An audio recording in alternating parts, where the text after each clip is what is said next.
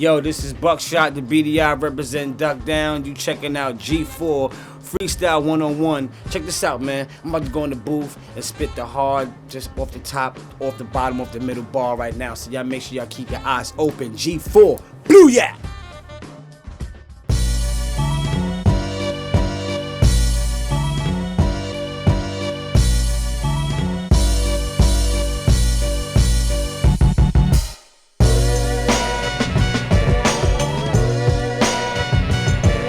Yeah, duck down, duck down. Here we go now. C4 to your door, no beef no more. What? Nah. G4 to your door, no beef, no. I got my mind on my money on my mind. No joke, but sometimes I feel funny on my grind. Look, people dying and it's all of a shine. Everybody wanna make beats, everybody is rhyming, but I'm in a whole other place. So you can follow my lead, cause I know of a place where we can get high and get by with the minimum funds. But it's the millions in the millennium chameleon. When I see these riding dirty, wanna chase BD, cause my eyes is burgundy. Hurting me in the hip-hop cop community. They formula like the shit I drop is to ruin me, but to no avail, my flow is for real. I make the blind man see when they notice the scales. I'm like Halo 3 when I show up the skills. Stop fronting me, I know I'm for real. Look, old dude, but I'm not an old school. I'm kinda young in the physical. For some it's a miracle.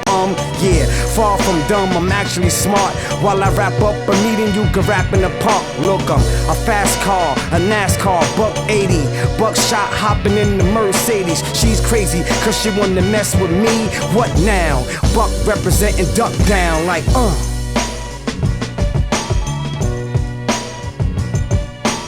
Fire in the hole, explode. Next episode like Dre, Buckshots like, hey!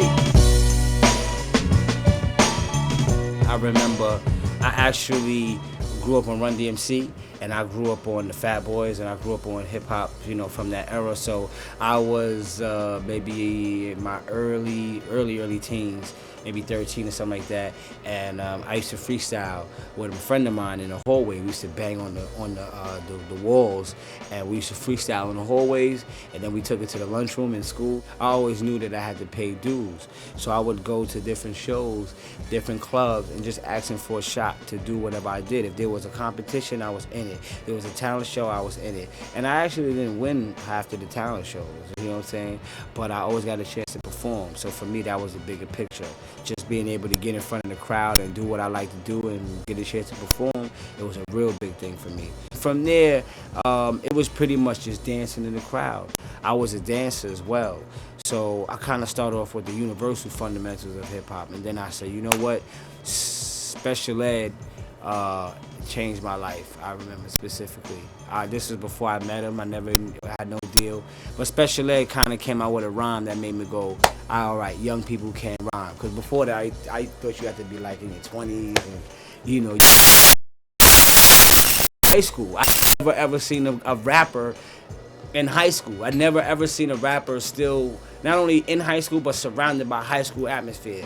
He had his high school on his cover. He had high school kids in the back of the album cover. So before then, it was Grandmaster Flash, it was Run DMC, it was Furious 5, it was African Bambaataa. These are all older dudes. So I felt like when you get older, instead of working, this is what you could have done. You'd be an MC or a rapper or whatever. But Special Ed came out and said, no, this is actually something you can take charge of whenever you're ready.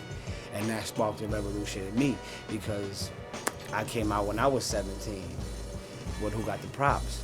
So I always was influenced in rapping from the streets, from freestyling. Today, freestyle means more than just spit a rhyme that you wrote.